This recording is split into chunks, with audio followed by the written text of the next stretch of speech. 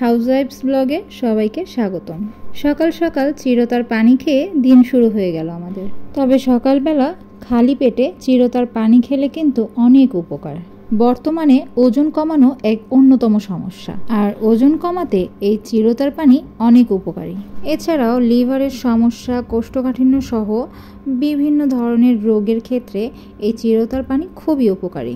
আমাদের মূলত খাওয়ার কারণ হচ্ছে এটা রক্ত পরিষ্কার করে।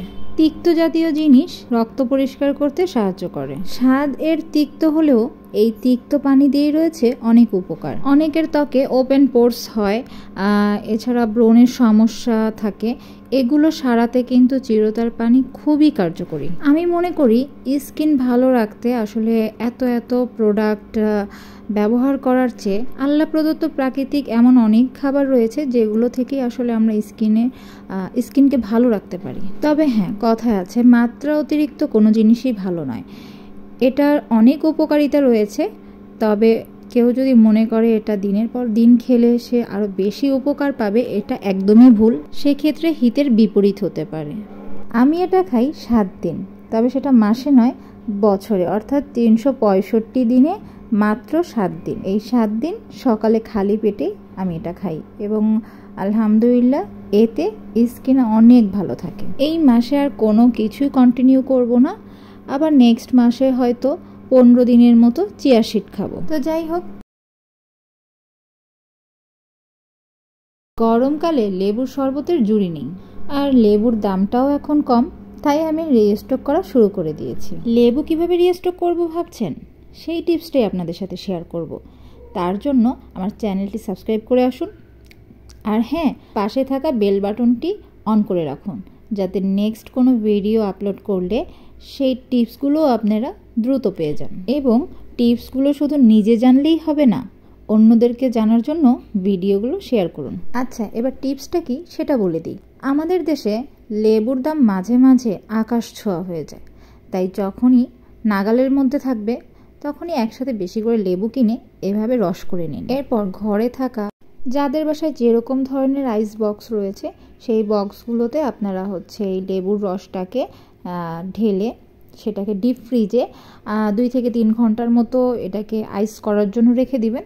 এরপর যখন এটা বরফ হয়ে যাবে, শক্ত হয়ে যাবে, তখন এই বক্সটা থেকে সবগুলো বের করে একটা জিপলক ব্যাগে একসাথে করে ডিপ ফ্রিজে রেখে দিতে পারবেন অনেক দিন।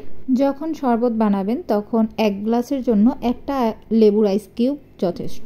বেশি আইস কিউব দিতে গেলে সেক্ষেত্রে লেবু শরবতটা বেশি তেতো হয়ে যাবে। এরপর চিনি মিশিয়ে নিলেই শরবত রেডি। বারবার আর লেবু কেটে রস করে শরবত বানানোর ঝামেলাটাও কমে যায়। আমার আজকের টিপসটি কেমন লাগলো কমেন্ট করে অবশ্যই জানাবেন।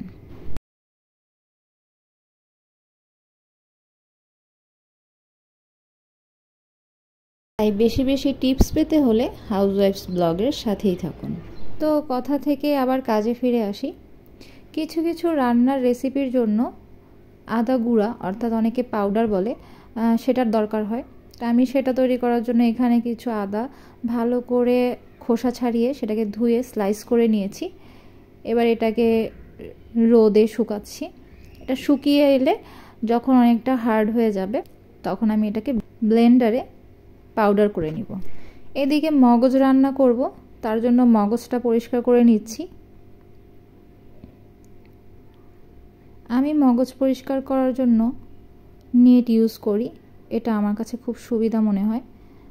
এতে করে আসলে একদম ভিতর থেকে যত ধরনের শিরা উপশিরাগুলো রয়েছে সেগুলো জালির কারণে এই নেটের মাধ্যমে আটকে থাকে। আপনারাও কে কিভাবে মগজ পরিষ্কার করেন সেই টিপস যদি আপনাদের কাছে থেকে থাকে তাহলে আপনারাও সেটা শেয়ার করবেন। আমি আপনাদের নাম সহ সেই টিপস শেয়ার করে দিব।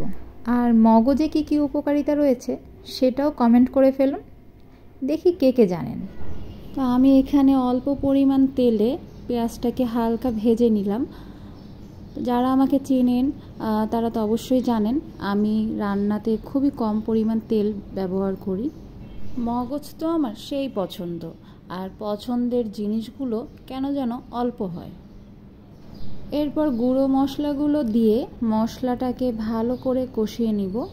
আমি এখানে কি কি মশলা ব্যবহার করেছি সেটা পরিমাণ সহ ডিসক্রিপশন বক্সে দেওয়া থাকবে।